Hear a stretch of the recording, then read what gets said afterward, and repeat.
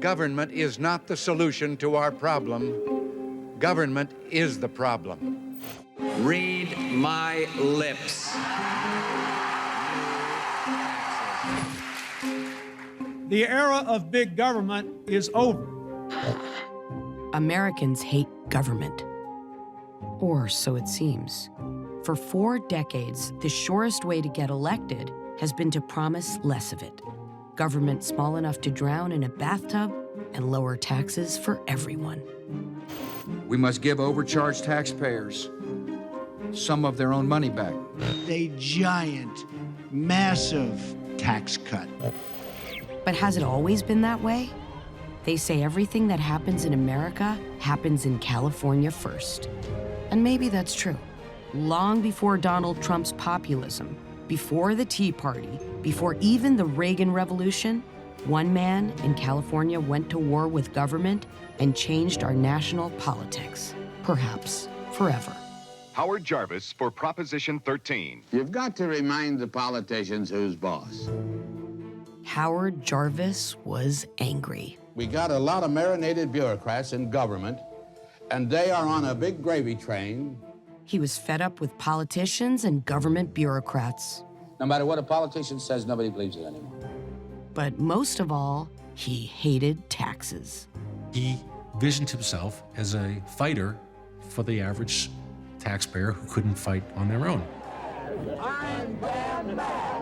He was just a force of nature. I had no doubt that this guy could shake things up.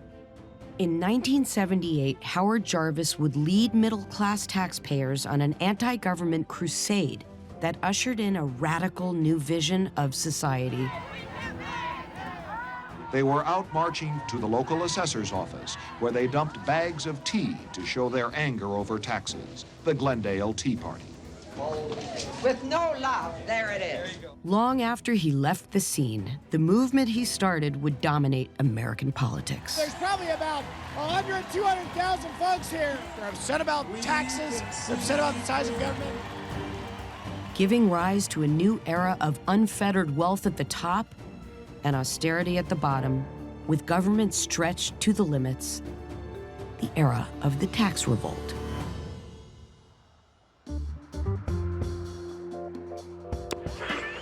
Feel disenchanted, disenfranchised, a little bit disgusted with what's happening in politics, etc., you've come to the right place. We're going to the tax situation. Here's that old troublemaker, Howard Jarvis. Well, I'm very glad to be on. I had been in Washington covering the presidential campaign in 1976. I came back to California, and I was looking for stories, and I was listening to talk radio.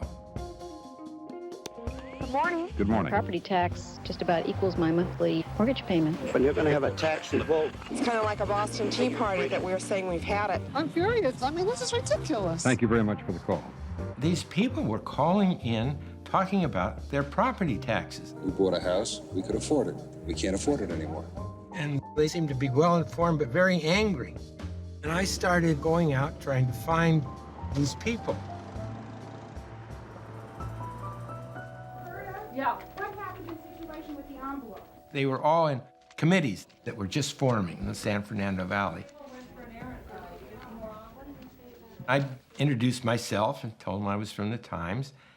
They were very glad to see somebody from the Times paying attention to them. You need another box of black. And I just hung out with them and saw how they were organizing, stuffing envelopes, licking stamps, going through lists of voters. People who never had any interest in government with the attitude, you can't fight City Hall, have now become quite elated about the fact that they can. We don't have any envelopes. We've run out of envelopes. I had the ability, I thought, of telling a legitimate person from a nutcase. These people seemed to have legitimate grievances. We were coming into the 70s, and inflation was raising the value of homes. These homes that were bought in the 1950s for $15,000 all of a sudden were worth $200,000. That means that when home prices go up, taxes do too. If your property had been assessed at $1 for the last 3 or 4 decades, suddenly it was being assessed at $5 or $10. As property taxes rise, it's the old who feel it first. They just opened the envelope, and that was the October surprise. People talk about October surprise in an election. October surprise was really your property tax bill. I'm a widow, and I have to live on a fixed income, you know. And of course, if it goes up any higher, well, then that just pushes me right out of my home.